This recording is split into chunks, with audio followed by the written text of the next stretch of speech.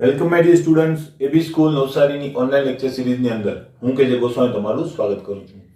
મિત્રો, આજે આપણે એક નવા ચેપ્ટરની શરૂઆત કરવાના છે, બરાબર, જેનું નામ છે કાર્બનિક રસાયણ વિજ્ઞાનના પાયાના સિદ્ધાંતો. બરાબર, ખાસ અગત્યનું ચેપ્ટર છે. ઓર્ગેનિક કેમિસ્ટ્રીનું 11-12નું અંકગણો તો પહેલું ચેપ્ટર છે આપણું. તો એની અંદર ખાસ ઘણી બધી બાબતો આપણે એવી જોઈશું કે જે આપણને કામમાં આવશે આગળના ચેપ્ટર્સની અંદર. ક્લિયર? તો આપણે શરૂઆત કરીએ.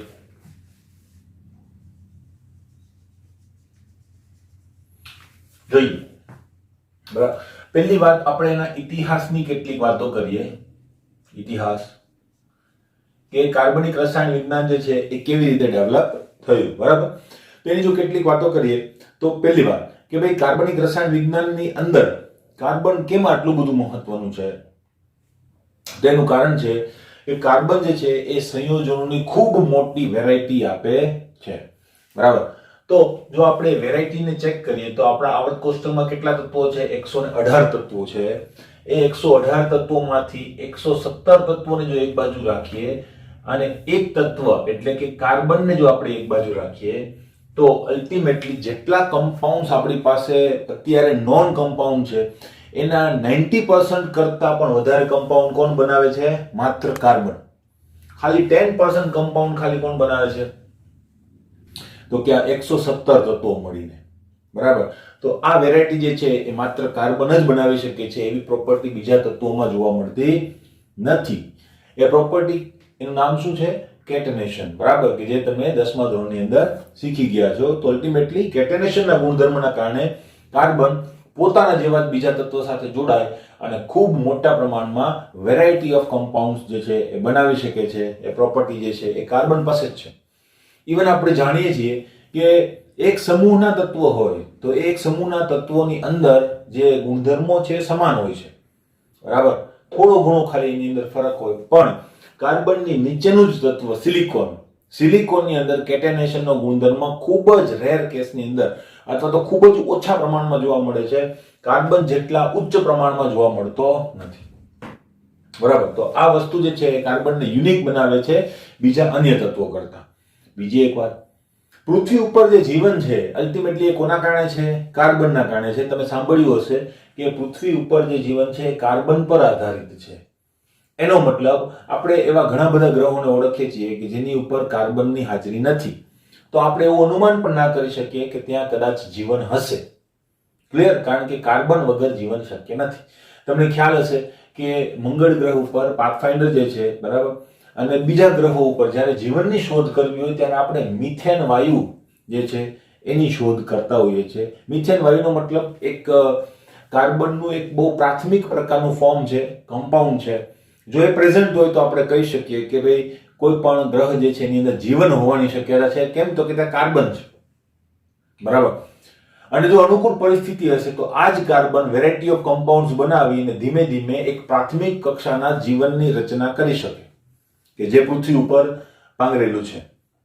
ક્લિયર? તો આ વસ્તુ જે છે એ કાર્બનને યુનિક બનાવે છે. બીજી કેટલીક વાતો તો જોઈએ ઇતિહાસની.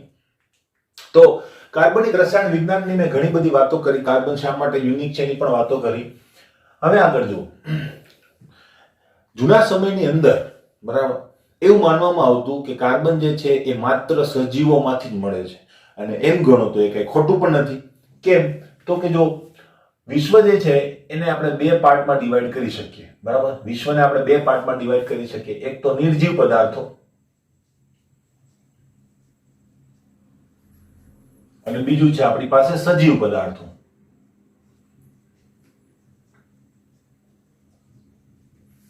બરાબર, નિર્જીવ પદાર્થો જે છે એની અંદર કોણ આવે? તો કે પર્વત છે, નદીઓ છે, ખીણ છે, બરાબર, પથ્થર છે. આ બધી વસ્તુ ક્યાં આવે છે? નિર્જીવની અંદર. દરિયો પણ એની અંદર આવી જાય. બરાબર, તો આ નિર્જીવ પદાર્થો જે છે એને બધાને મળી અને શું કહેવામાં આવે છે? એક પ્રકારનું અર્થ ક્રસ્ટ કહેવામાં આવે. અર્થ ક્રસ્ટ. બરાબર, સજીવ પદાર્થોની અંદર કોણ આવે? તો કે સૂક્ષ્મ જીવો છે, પ્રાણીઓ છે, પંખીઓ છે, માછલીઓ છે, બરાબર, અને વનસ્પતિ. આ બધી વસ્તુ શેની અંદર આવે છે? સજીવ પદાર્થોની અંદર. તો એક વસ્તુ તમે આજુબાજુ જોઈ અને એ વસ્તુ ડિસાઈડ કરી શકો કે તમે એક વસ્તુ માર્ક કરો કે કાર્બન જે છે એ ક્યાંથી તમને મળે છે. તો તમે આજુબાજુ નજર નાખશો ને તો એમ લાગશે તમને કે અલ્ટિમેટલી કાર્બન જે છે એ માત્ર સજીવ પદાર્થોની અંદર જ છે. બરાબર. તમે એમ કહેશો કે સર મારા ટાયરમાં પણ કાર્બન છે. બરાબર. મારી ગાડીના કે મારા સ્કૂટરના કે મારી બાઇકના ટાયરમાં પણ કાર્બન છે. તો એ કાર્બન છે, નો ડાઉટ. પણ એ કાર્બન આવ્યું ક્યાંથી? તો કે અશ્મિકૃત ઈંધણમાંથી કે ક્રૂડ ઓઇલમાંથી આવ્યું છે. ક્રૂડ ઓઇલના એક ફોર્મને આપણે ડેવલપ કરીને ટાયર બનાવેલું છે, રબર બનાવેલું છે. બરાબર. તો અલ્ટિમેટલી એ અશ્મિકૃત ઈંધણ એ કોના અશ્મિ છે? તો કે પુરાતન કરોડો વર્ષો પહેલા જે સજીવો, જે વનસ્પતિઓ મરી ગઈ અને એ દટાઈ ગઈ જમીનની અંદર, એના ઉપર પ્રેશર અને હીટ જે છે એના કારણે શું થઈ ગયું? રૂપાંતર ધીમે ધીમે ક્રૂડ ઓઇલની અંદર થઈ ગયું. બરાબર. તો આ વસ્તુ જે છે એ અલગ બનાવે છે કાર્બનને. બરાબર. તો અલ્ટિમેટલી કાર્બન જે છે માત્ર સજીવોની અંદરથી જ મળે છે. વાત કઈ ખોટી નથી. બરાબર. તમે કહેશો સર મારું ડેસ્ક લાકડાનું બનેલું છે, એ પણ કાર્બન છે, એ તો નિર્જીવ છે. મિત્રો, ડેસ્કની અંદર જે લાકડું છે એ ક્યાંથી આવ્યું? વનસ્પતિ, એ પણ સજીવ પદાર્થ જ છે. બરાબર. તો કાર્બન જે છે એ મુખ્યત્વે ક્યાંથી આપણને મળે છે? એનો સોર્સ ક્યાં છે? તો કે સજીવ પદાર્થોની અંદર. એવું પણ માનવામાં આવે છે કે પૃથ્વી ઉપર જીવન જે છે, એટલે કે પૃથ્વી ઉપર કાર્બન જે છે એ હતું નહીં પહેલા, પણ પૃથ્વી ઉપર કાર્બન જે છે એ કોઈ કોમેટ દ્વારા આવેલું છે. અને એ કોમેટનો કાર્બન પૃથ્વી ઉપર છવાઈ ગયો, ત્યાર પછી ધીમે ધીમે ડેવલપ થઈ અને જીવનની અંદર રૂપાંતરિત થયો. બરાબર. આ વસ્તુ છે. એટલે આ વસ્તુ માનવામાં આવતી કે બે પ્રકારના પદાર્થો છે, સજીવ અને નિર્જીવ. ત્યારે એક બીજો વૈજ્ઞાનિક હતો જેનું નામ હતું બર્જેલિયસ. આને પ્રોનાઉન્સ બર્જિલિયસ તરીકે પણ કરવામાં આવે છે, તો એ છે ધ્યાન રાખજો. તો આ બર્જેલિયસ નામનો જે વૈજ્ઞાનિક હતો, બરાબર, એને એક વસ્તુ ઓબ્ઝર્વેશન દ્વારા નક્કી કરી દીધી કે ભાઈ કાર્બનિક પદાર્થો જે છે, એટલે કાર્બન જે છે એ ક્યાંથી મળે છે? સજીવ પદાર્થોની અંદર. સજીવ પદાર્થોના ઓર્ગન્સમાંથી મળે છે. એટલે એને નામ આપી દીધું ઓર્ગેનિક. નામ પણ મળી ગયું આપણને, ઓર્ગેનિક. બરાબર. તો આ નામ જે છે એ બર્જેલિયસે આપેલું છે અને અલ્ટિમેટલી એ નામનું રિલેવન્સ શું છે? તો કે ઓર્ગન્સમાંથી મળે છે, માટે ઓર્ગેનિક. બરાબર. આ વસ્તુ ખબર પડી ગઈ. સાથે સાથે બર્જેલિયસે એક થિયરી પણ આપી જેને કહેવામાં આવે છે vital force theory.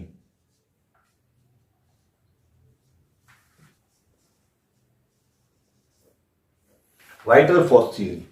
Vital force theory શું કહેવા માંગે છે? તો વાઇટલ ફોર્સ થિયરી જે છે એવું કહેવા માંગે છે કે અકાર્બનિક પદાર્થો, જો આને આપણે શું કીધા? ઓર્ગેનિક્સ. બરાબર. તો આને હું શું કહીશ? ઇનઓર્ગેનિક. બરાબર. તો અકાર્બનિક પદાર્થોમાંથી કાર્બનિક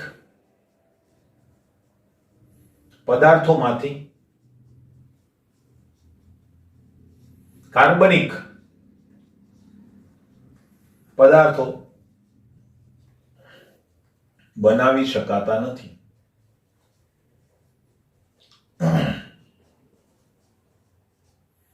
આ નિયમ આપ્યો. આને કહેવામાં આવે છે વાઇટલ ફોર્સ થિયરી. એનું ગુજરાતી છે, વાઇટલ નો મતલબ થાય છે દિવ્ય શક્તિવાદ.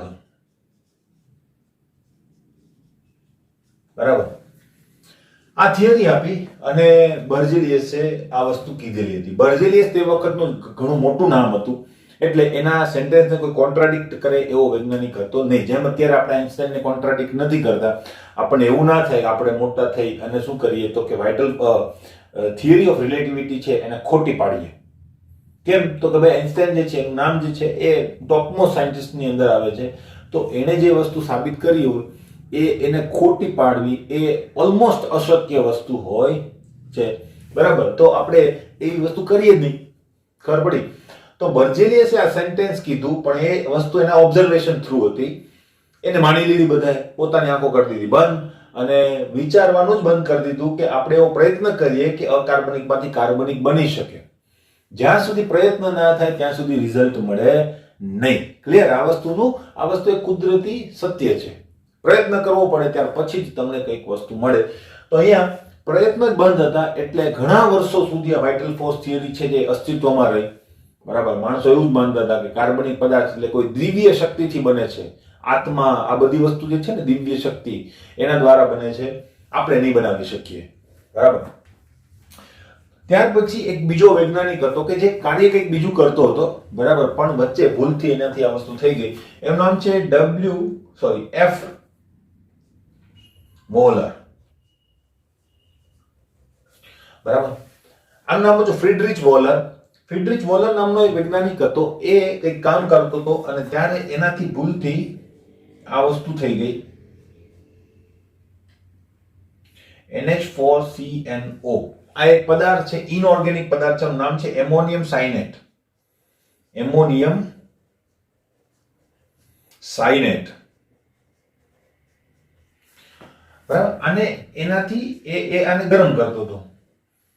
આને ગરમ કર્યું અને એનાથી ભૂલમાં આ વસ્તુ બની ગઈ.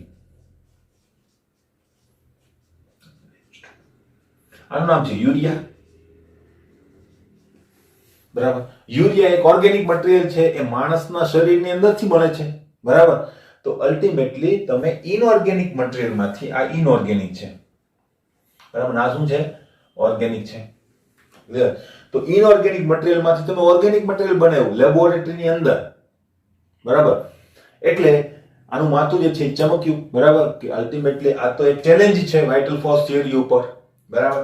તો એક ચેલેન્જ મળ્યું તરત જ વાઇટલ ફોર્સ થિયરીને કે ભાઈ ઓર્ગેનિક કમ્પાઉન્ડ પણ બનાવી શકાય છે.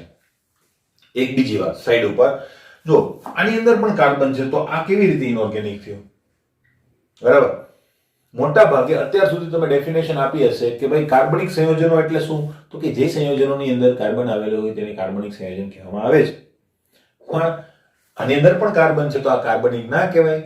કેમ એને અકાર્બનિક કીધું? તો મિત્રો એક વસ્તુ ધ્યાનમાં રાખજો, કાર્બનિક સંયોજનો માટેની ડેફિનેશન ઘણી બધી વાર આપવામાં આવી છે અને ઘણી બધી વાર એ જે ડેફિનેશન છે એને ચેન્જ પણ કરવી પડેલી છે. બરાબર. તો એ ખાસ ધ્યાન રાખજો. એટલે કાર્બન હોવું એટલે કાર્બનિક હોવું એવું નથી હોતું. કાર્બન માટે એની ડેફિનેશન છે એ જુદી છે. એ વસ્તુ હું તમને હાઇડ્રોકાર્બનની અંદર આપીશ. અત્યારે આપણે એની જરૂર નથી. બરાબર. તો આ વસ્તુ જે છે એ ઇનઓર્ગેનિક છે. હવે ઇનઓર્ગેનિક માટે તમે એક કી અથવા તો એક આમ કહેવાય ને કે શોર્ટકટ ટ્રીક રાખી શકો. બરાબર. દર વખતે કામમાં નહીં આવે, કહી દઉં તમને. મોટા ભાગે જે આપણા ઇનઓર્ગેનિક કમ્પાઉન્ડ્સ હોય છે એની અંદર આયનિક બંધ જોવા મળે. બરાબર. તો આયનિક બંધ ધરાવતા જો સંયોજન હોય તો તમે એને ઇનઓર્ગેનિક કહી શકો. મેં કીધું એમ, બરાબર, ઓલ ટાઈમ ટ્રુ નથી, પણ મોટા ભાગે તમને આયનિક બંધ જોવા મળશે. NH4 છે ને પ્લસ છે, એમોનિયમ આયન, અને આ શું છે? CNO minus, cyanate. ક્લિયર? તો આવી રીતે તમે એને કહી શકો. તો અહીંયા પણ આયનિક બંધ છે એટલે આપણે એને ઇનઓર્ગેનિક કન્સિડર કરી શકીએ.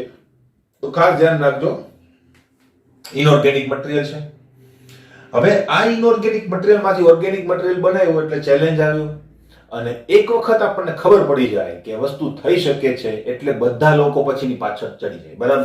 દાખલા તરીકે તમને ખબર છે કે મેસેજિંગની એક એપ છે આપણી પાસે, WhatsApp.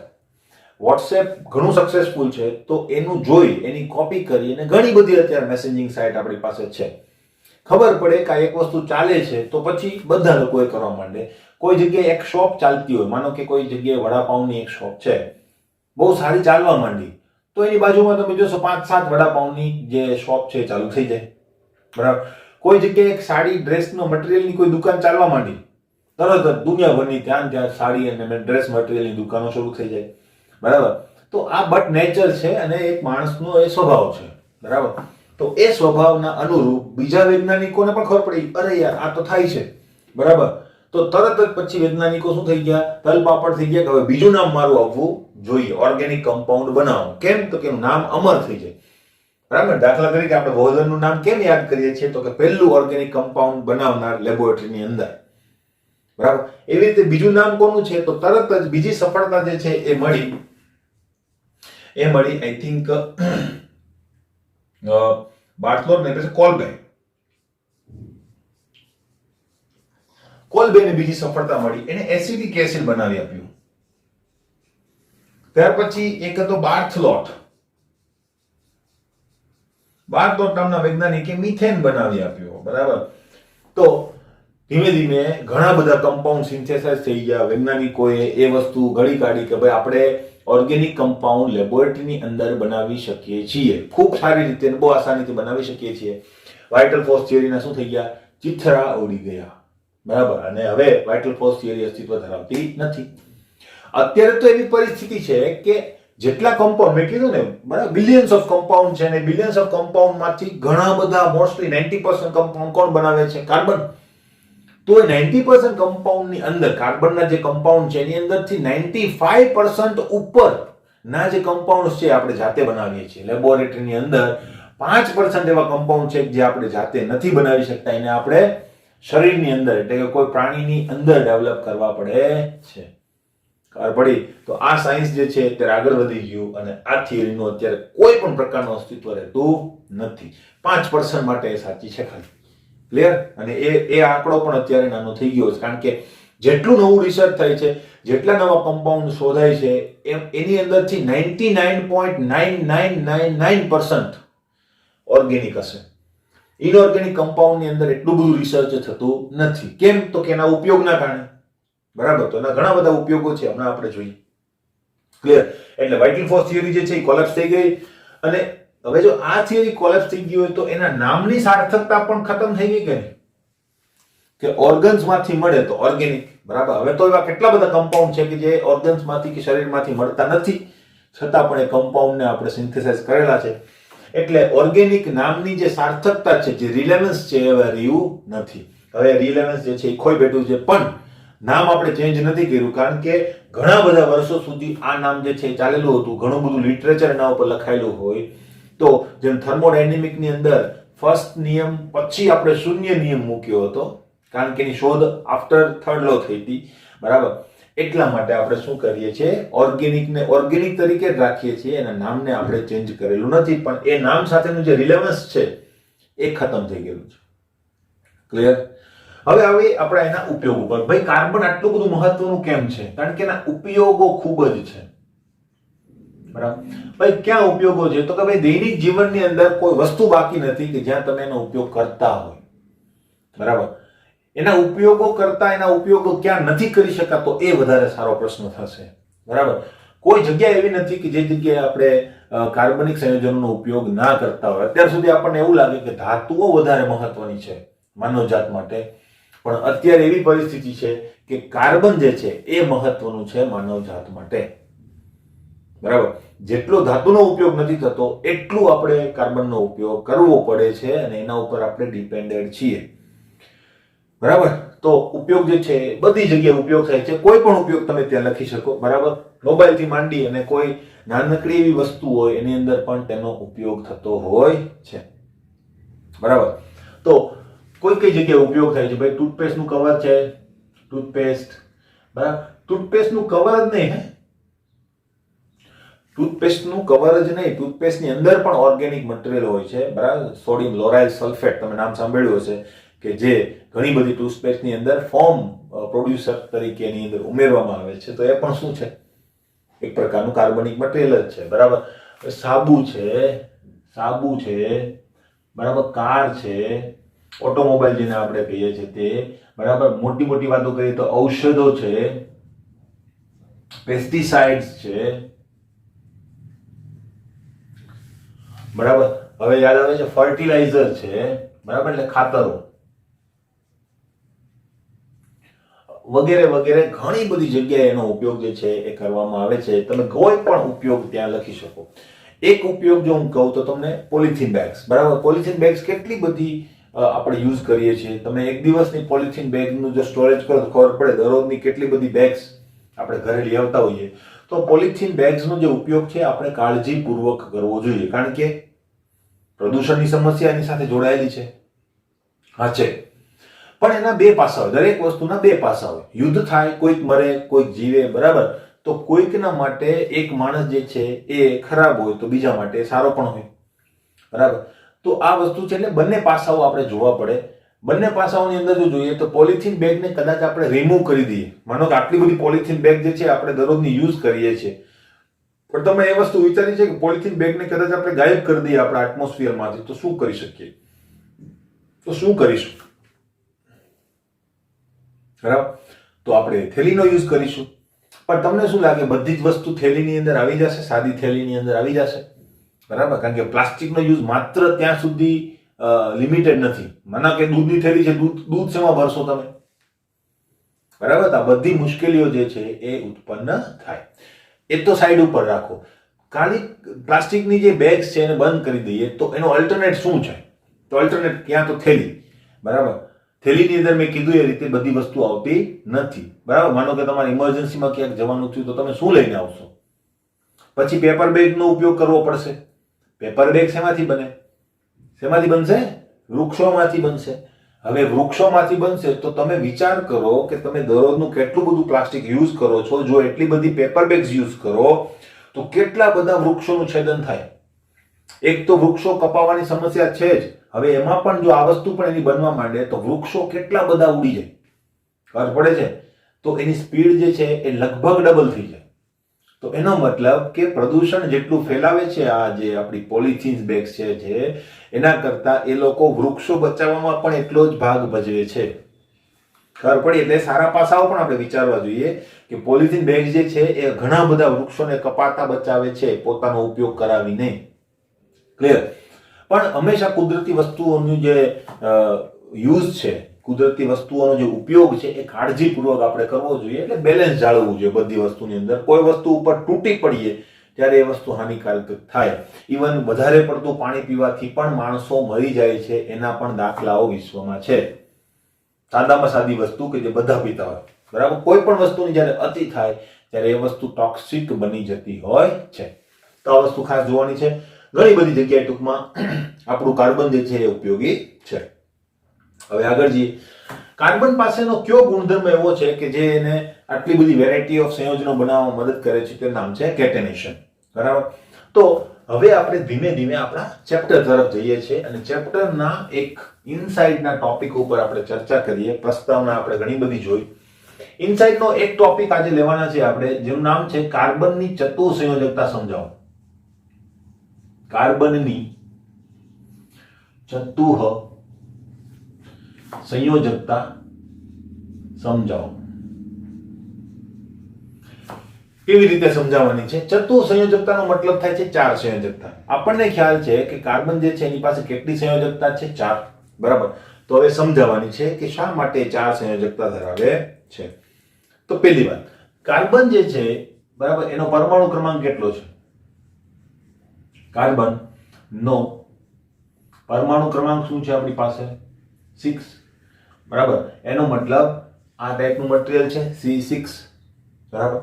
હવે જો કાર્બનનો પરમાણુ ક્રમાંક જે છે એ 6 હોય, બરાબર, તો એની ઇલેક્ટ્રોન રચના પણ તમને ખ્યાલ આવી ગયો હશે. એની ઇલેક્ટ્રોન રચના શું થશે?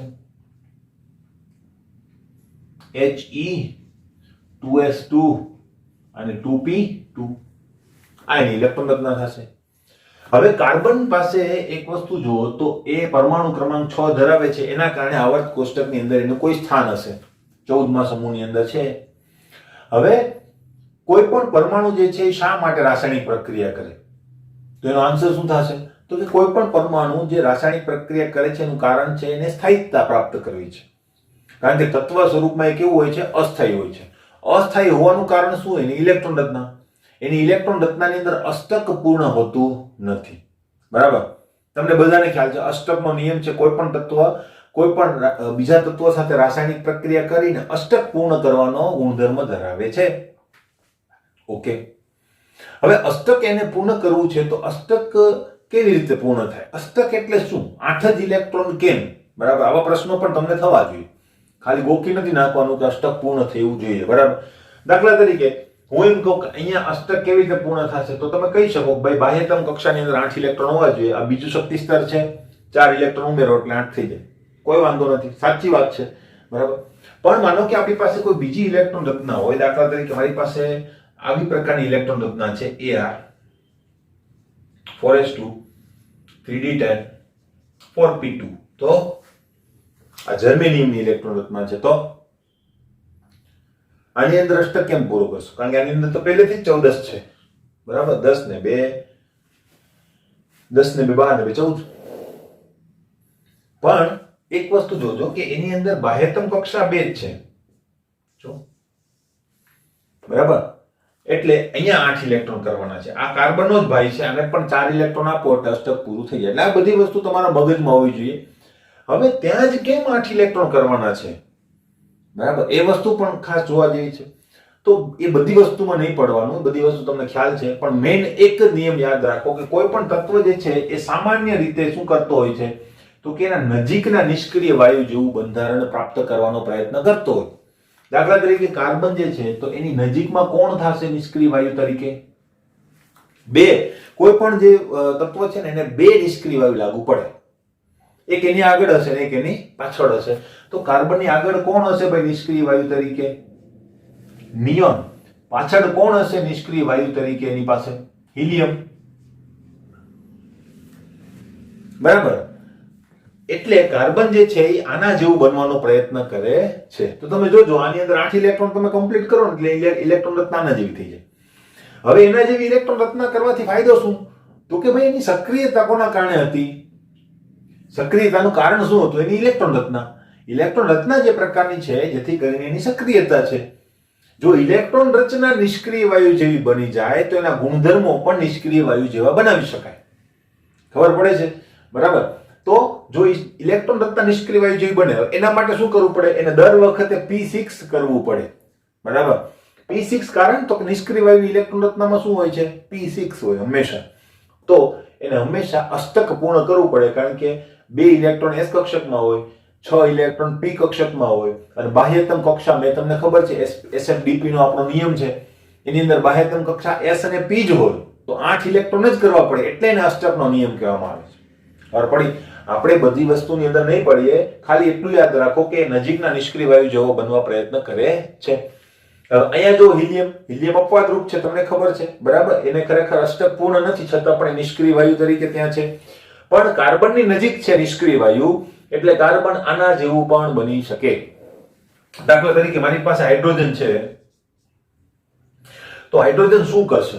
મેં કીધું એમ નજીકના નિષ્ક્રિય વાયુ હોય એ અષ્ટક પૂરું કરવા થોડો જવાનો છે બરાબર. તો એ શું કરશે? બીજા હાઇડ્રોજન સાથે મળી સહસંયોજક બંધ બનાવશે અને 2 ઇલેક્ટ્રોન પૂરા કરશે. કેમ એને 2 ઇલેક્ટ્રોન પૂરા કર્યા? કારણ કે એની નજીક હિલિયમ છે. ખબર પડી? તો આ વસ્તુ છે. એટલે કાર્બન જે છે એ કાં તો નિયોન જેવો બનશે, કાર્બન કાં તો હિલિયમ જેવો બનશે. હવે એને નિયોન જેવું બનવા માટે શું કરવું પડશે? 4 ઇલેક્ટ્રોન જે છે એ મેળવવા પડશે. એને હિલિયમ જેવું બનવા માટે 4 ઇલેક્ટ્રોન જે છે એ ગુમાવવા પડશે. ક્લિયર છે? દેખાય છે તમને? બરાબર. તો બંને શક્યતાઓનો વિચાર આપણે કરીએ. પહેલા શક્યતા નંબર 1 આપણે જોઈ લઈએ બરાબર, કે ભાઈ પહેલા શું કરીએ? 4 ઇલેક્ટ્રોન એની પાસે દઈ દઈએ અને એ 4 ઇલેક્ટ્રોન છે એની સંવૃત કક્ષક બનાવીએ. તો થઈ શકશે? તો કે નહીં. આ જે વસ્તુ છે એ શક્ય નથી કાર્બન માટે. કેમ? તો કે ભાઈ કાર્બનના કેન્દ્રની અંદર તમે જો જુઓ તો એની પાસે 6 પ્રોટોન છે બરાબર. 6 પ્રોટોનના હિસાબે એ 6 ઇલેક્ટ્રોનને ઓલરેડી સાચવે છે. 6 ઇલેક્ટ્રોનને ઓલરેડી એ સાચવીને બેઠો છે બરાબર. હવે જો નવો ઇલેક્ટ્રોન આવે, એક ઇલેક્ટ્રોન માનો કે નવો આવે તો એની ઉપરનું આકર્ષણ ક્યાંથી કાઢશે? કારણ કે પ્રોટોન લઈને તો આવવાનું નથી, એકલો આવવાનો છે. તો એ નવા આવતા ઇલેક્ટ્રોનને સાચવવા માટે, કારણ કે સાચવો તો પડે, આકર્ષણ હશે તો સચવાશે, તો એ આકર્ષણ કોણ આપશે? તો કે 6 પ્રોટોન જ આપશે. એટલે 6 ઇલેક્ટ્રોન ઉપર આકર્ષણ થોડું ઘટશે અને એ આકર્ષણ કોના ઉપર જશે? આ નવા આવતા એક ઇલેક્ટ્રોન ઉપર. હવે 6 ઇલેક્ટ્રોનના બદલે હવે 7 ઇલેક્ટ્રોન થઈ ગયા તો આકર્ષણની માત્રા ઘટવાની જ છે. જો ઇલેક્ટ્રોન પરનું આકર્ષણ ઘટે, મેં તમને કીધેલું હતું પરમાણુની ત્રિજ્યાની અંદર, જો ઇલેક્ટ્રોન પરનું આકર્ષણ ઘટે તો શું થાય? પરમાણુઓની ત્રિજ્યા જે છે એ એક્સપાન્ડ થાય, વધે. એક ઇલેક્ટ્રોન આવ્યો, પરમાણુ ત્રિજ્યા વધી ગઈ.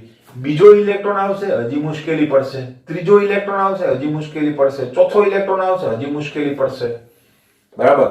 તો ખૂબ દૂર નીકળી જશે ઇલેક્ટ્રોન અને તમને ખ્યાલ છે કે ભાઈ ઇલેક્ટ્રોન જો કેન્દ્રથી દૂર જાય તો એની ઊર્જા વધે. ઊર્જામાં શું થાય? વધારો થાય. તો ખરેખર તો આને પ્રક્રિયા શા માટે કરી? 4 ઇલેક્ટ્રોન શા માટે મેળવ્યા? તો કે સ્થાયિકતા પ્રાપ્ત કરવા માટે. સ્થાયિકતા ક્યારે પ્રાપ્ત થાય? જ્યારે ઊર્જા ઘટે. આ તો વધી ગઈ બરાબર. એટલે અલ્ટિમેટલી આ વસ્તુ કરી અને કાર્બનને નુકસાન થાય છે, ફાયદો થતો નથી બરાબર. એટલા માટે એ વસ્તુ કરતો નથી. અને એટલી બધી ઇલેક્ટ્રોન સાચવી શકે. મોટા જેના કેન્દ્રો છે, દાખલા તરીકે 50 ઇલેક્ટ્રોન 50 પ્રોટોન ધરાવતા જે કેન્દ્રો છે એ પણ 4 ઇલેક્ટ્રોનને આસાનીથી ફેરવી શકતા નથી. તો આની શું વાત? બરાબર. 6 જ પ્રોટોન છે એટલે પહેલો કેસ ખતમ. કઈ વાંધો નહીં, એક રસ્તો બંધ થયો. આપણી પાસે બીજો રસ્તો છે. આપણે એની પાસેથી 4 ઇલેક્ટ્રોન રિમૂવ કરાવી દઈએ, ગુમાવી દઈએ બરાબર. એ પણ શક્ય નથી. કેમ? જોઈએ. શક્યતા નંબર 2, જો એ 4 ઇલેક્ટ્રોન ગુમાવી દે. ભાઈ 4 ઇલેક્ટ્રોન ગુમાવવા પણ શક્ય નથી. કારણ શું? તો કે એની કેન્દ્રમાં 6 પ્રોટોન છે અને એ 6 ઇલેક્ટ્રોનને ઓલરેડી સાચવીને બેઠેલો છે. હવે જો 1 ઇલેક્ટ્રોન જાય, બરાબર, તો અહીંયા 5 ઇલેક્ટ્રોન વધે, પણ 5 ઇલેક્ટ્રોન ઉપર આકર્ષણ કેટલા પ્રોટોનનું થઈ જાય? 6. તો અહીંયા આકર્ષણ ઘટતું હતું, અહીંયા આકર્ષણ શું થશે? વધશે. બરાબર. તો અહીંયા આકર્ષણ વધવાના કારણે કક્ષકો સંકોચાશે. બરાબર ને? અને કક્ષકો સંકોચાશે તો ઇલેક્ટ્રોન હજુ નજીક આવશે. એક તો આકર્ષણ વધ્યું, એમાં અંતર ઘટ્યું, તો આકર્ષણ હજુ વધશે. બરાબર. એટલા માટે તમને ખ્યાલ છે કે પ્રથમ આયનીકરણ કરતા દ્વિતીય આયનીકરણ એન્થાલ્પીનું મૂલ્ય કેવું હોય છે? વધારે. બરાબર. અને એ વસ્તુ મેં તમને કીધેલી હતી કે ઓલમોસ્ટ કેટલું વધારે હોય છે? રફ આંકડા મુજબ લગભગ ડબલ થઈ જાય.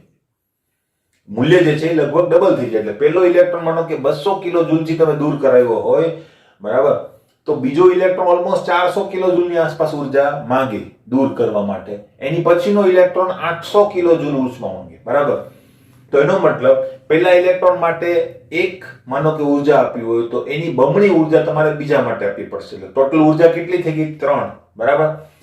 હવે તમે જ્યારે ત્રીજો ઇલેક્ટ્રોન ગુમાવશો ત્યારે આ બમણાની બમણી એટલે 4 ગણી ઉર્જા આપવી પડશે. એટલે સીધી કેટલી થઈ ગઈ? 7. બરાબર. ઉર્જા કેટલી થઈ ગઈ? 3 માં 4 ઉમેરાશે, 7. અને હવે તમે જો આગળ જાઓ તો 4 ની 8 ગણી થાય. એટલે આ 7 માં 8 ઉમેરો, 15 જેટલી ઉર્જા જે છે તમારે આપવી પડે. એટલે 15 ના ગુણાંકમાં તમારે ઉર્જા આપવી પડે. માનો કે પહેલો ઇલેક્ટ્રોન 100 કિલો જૂલથી દૂરથી હોય તો આપણે 100 ગુણ્યા 15, બરાબર, 1500 કિલો જૂલ જેટલી ઉષ્મા આપવી પડે. તો કેટલી બધી ઉર્જાની અંદર વધારો થઈ ગયો. બરાબર. તો આ તો રફ આંકડો છે, દરેકની અંદર સેમ નથી હોતું, પણ આપણે આવી રીતે સમજી શકીએ. એનો મતલબ કે 4 ઇલેક્ટ્રોન ગુમાવવા એમ ગણો તો કોઈ પણ તત્વ માટે શક્ય નથી. બરાબર. આની પાસે તો શક્ય નથી કારણ કે પ્રોટોન ઓછા છે માનો કે. બરાબર. હવે જો પ્રોટોન વધારે હોય તો મુશ્કેલી હજુ વધારે થાય. બરાબર. એટલે એ વસ્તુ જે છે એ પણ શક્ય નથી. કોઈ પણ તત્વ એમ ગણો તો 4 ઇલેક્ટ્રોનને દૂર ના કરી શકાય.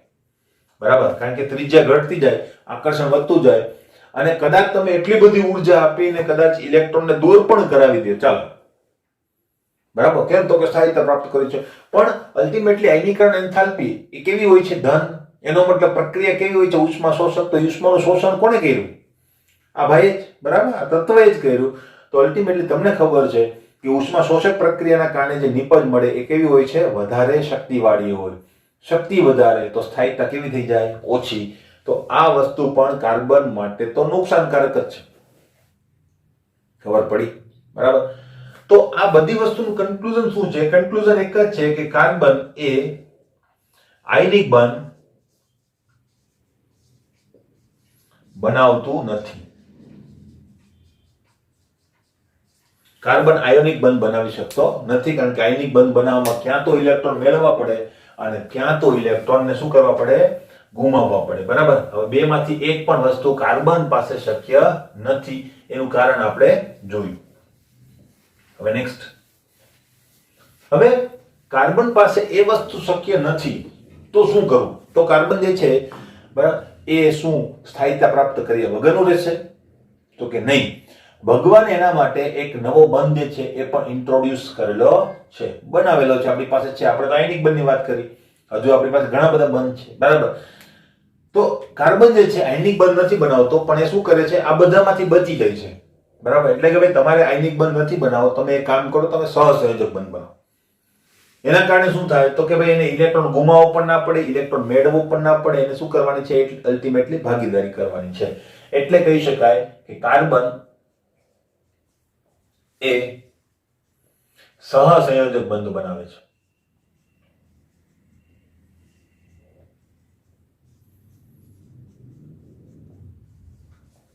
ક્લિયર? અને કેટલા સહસંયોજક બંધ બનાવે છે? તો કે તે 4 સહસંયોજક બંધ બનાવે છે.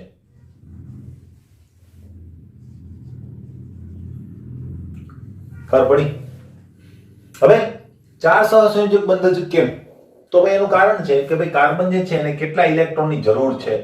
અને એક વસ્તુ યાદ રાખજો કે જ્યારે કોઈ પણ તત્વ સહસંયોજક બંધ બનાવીને સ્થાયીતા મેળવતું હોય ત્યારે હંમેશા એ ઇલેક્ટ્રોન મેળવવા જેવી પરિસ્થિતિ થાય. ઇલેક્ટ્રોન મેળવવા જેવી પરિસ્થિતિ થાય. એટલે હંમેશા કાર્બન કે કોઈ પણ તત્વ એના આગળના નિષ્ક્રિય વાયુ જેવું બનશે. બરાબર, કારણ કે સહસંયોજક બંધની અંદર ઇલેક્ટ્રોન મેળવવા જેવી પરિસ્થિતિ થાય, ગુમાવવા જેવી પરિસ્થિતિ ના થાય. બરાબર, એટલે જો કાર્બનની સંયોજકતા કક્ષકની અંદર 4 તો છે જ ઇલેક્ટ્રોન. બરાબર, તો આ 1, આ 2, આ 3, આ 4. તો એ કોઈ બીજા તત્વ પાસેથી આવેલા ઇલેક્ટ્રોન સાથે શું કરશે? આવી રીતે ભાગીદારી કરશે અને પોતાનું અષ્ટક પૂર્ણ કરશે. 4 ઇલેક્ટ્રોન મળી ગયા ને જોઈતા હતા. માનો કે બીજું તત્વ છે ક્લોરીન. બરાબર, હવે તમે એમ કહેશો સર ક્લોરીન પાસે તો પરમિશન છે, કાર્બન ને પ્રોબ્લેમ છે, ક્લોરીન ને ક્યાં પ્રોબ્લેમ છે? ક્લોરીન તો 1 ઇલેક્ટ્રોન મેળવી અને ઋણાયન બની શકે છે. કેમ? તો કે સર અમને ખબર છે NaCl તો બને છે, આયનિક બંધ બનાવે છે, ઇલેક્ટ્રોન ગુમાવીને કે મેળવીને બંધ બનાવે છે. હા છે, બરાબર, વાત સાચી છે, કોઈ ઇશ્યુ નથી. પણ હવે કાર્બન પાસે સોડિયમ હોય જ નહીં તો શું કરો? માનો કે તમારું જે રિએક્શન મિક્સચર છે એની અંદર માત્ર ને માત્ર અવેલેબલ શું છે? કાર્બન અને ક્લોરીન. તો પછી તમારી પાસે બીજો કોઈ રસ્તો રહેતો નથી, ખાલી આ જ વસ્તુ તમારે કરવી પડે. ખબર પડી? બરાબર, તો અહીંયા આયનિક બંધ જે છે એ બને, પણ ક્યારે? સોડિયમ એની સાથે પ્રેઝન્ટ હોય ત્યારે. અહીંયા સોડિયમ છે નથી, તો અલ્ટિમેટલી એને કાર્બન થી જ ચલાવવું પડે. કોના જેવું છે? માનો કે કોરોના હતો ત્યારે લોકડાઉન હતું. બરાબર, તો ઘણાના ઘરની અંદર, બરાબર, ઘણાના ઘરની અંદર અનાજ જે છે એ ખૂટી ગયેલું હતું. ખાલી શું હોય? તો કદાચ ખીચડી હોય, ભાત હોય, બરાબર, દાળ હોય, ખાલી એકાદ બે વસ્તુ જ બનેલી હતી એની અંદર સ્ટોરેજ કરેલું. બહાર તો જવાય નહીં, તો શું કરવું? એનાથી કામ ચલાવવું પડે. બરાબર, ત્યારે આપણે એવું ના કહીએ કે મમ્મી દરરોજનું દરરોજ કેમ એક ને એક વસ્તુ બનાવો છો. કેમ? તો કે ત્યારે પરિસ્થિતિ એવી હતી જે વસ્તુથી ચાલે એનાથી કામ ચલાવવું પડે. આપણી પાસે ચોઈસ હોય, મેનુ આપણી પાસે હોય, આમાંથી તમે માંગો એ તમને આપું, ત્યારે તમે તમારી ચોઈસ મુજબનું મંગાવી શકો. અહીંયા ચોઈસ હોતી નથી. તો ખાલી ક્લોરીન અને કાર્બન બે જ જો એકબીજાના સંપર્કમાં આવે તો આવું જ બને. ક્લિયર? ઓકે, હવે આનાથી ફાયદો શું થાય? બરાબર, જો સહસંયોજક બંધ બને, એને માનો કે ચેકિંગ આવ્યું અને કાર્બનને પૂછે ભાઈ તારું અષ્ટક ક્યાં? સૌહૃદ કોષ રચના પ્રાપ્ત કરી તે? બરાબર, તો એ શું કહે છે કે હા આપણું અષ્ટક કમ્પ્લીટ છે, જો ગણી લો 8 ઇલેક્ટ્રોન. બરાબર, થઈ ગયા 8. પછી ક્લોરીન પાસે જશે. ક્લોરીન ને કહેશે ભાઈ તારું અષ્ટક બોલો, ક્યાં છે તારું અષ્ટક? તો ક્લોરીન કહેશે મારી પાસે તો 3 ઇલેક્ટ્રોન યુગ્મો તો છે જ પહેલેથી જ. બરાબર, તો તમને ખ્યાલ છે. તો કે તારું અષ્ટક ક્યાં છે? પૂરું નથી કર્યું તે? તો કે કરેલું છે, જોઈ લો આ આપણા 8 ઇલેક્ટ્રોન. બરાબર, સેમ વસ્તુ બધા માટે થઈ જશે, બધા જ ક્લોરીન માટે. બરાબર, તો એનો મતલબ શું થયો? તો કે આ ઇલેક્ટ્રોન આના પણ ગણાય છે ને આ ઇલેક્ટ્રોન આના પણ ગણાય છે, એટલે 8 ઇલેક્ટ્રોન થઈ ગયા. એટલે બંનેને એક વર્ચ્યુઅલ અષ્ટક કમ્પ્લીટ થઈ ગયું. ને વર્ચ્યુઅલ અષ્ટકના કારણે બંનેને સ્થાયિકતા મળી. એટલે એક પ્રકારની વિન વિન સિચ્યુએશન થઈ ગઈ. કોના જેવી પરિસ્થિતિ છે? માનો કે કોઈ કંપની હોય, બે ભાગીદાર 10-10 લાખ 5-5 લાખ કાઢીને 10 લાખની એક કંપની તૈયાર કરેલી હોય. માનો કે એક ભાગીદારના રિલેટિવ આવે તો પણ એ શું કહેવાનું છે કે આપણી કંપની છે. બીજો ભાગીદાર એના રિલેટિવને લઈને આવે તો એ પણ શું કહેશે? આપણી કંપની છે.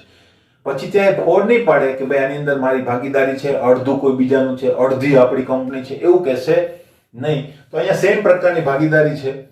બંને ભાગીદાર આને પોતાની માલિકીનું ગણાવશે, અષ્ટક પૂર્ણ થઈ જશે અને સ્થાયિકતા પ્રાપ્ત કરશે બંને. ક્લિયર? એટલે આ બંને ઇલેક્ટ્રોન નથી ક્લોરીનના, નથી કાર્બનના, બંનેના છે. ખબર પડી? બંનેને શું ફાયદો? બંનેને સ્થાયિકતા મળી ગઈ. બરાબર, કોઈને ઇલેક્ટ્રોન ગુમાવવાની કે મેળવવાની જફામાં પડવું પડ્યું નહીં. ક્લિયર? ઓછી ઉર્જાની અંદર સારામાં સારી પરિસ્થિતિનું નિર્માણ આ લોકોએ કરી બતાવ્યું. ક્લિયર? તો આ રીતે કાર્બન જે છે એ 4 બંધ બનાવે છે.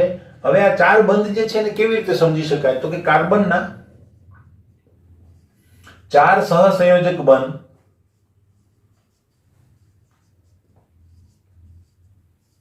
બંધને સંકરણના સિદ્ધાંત વડે સમજી શકાય.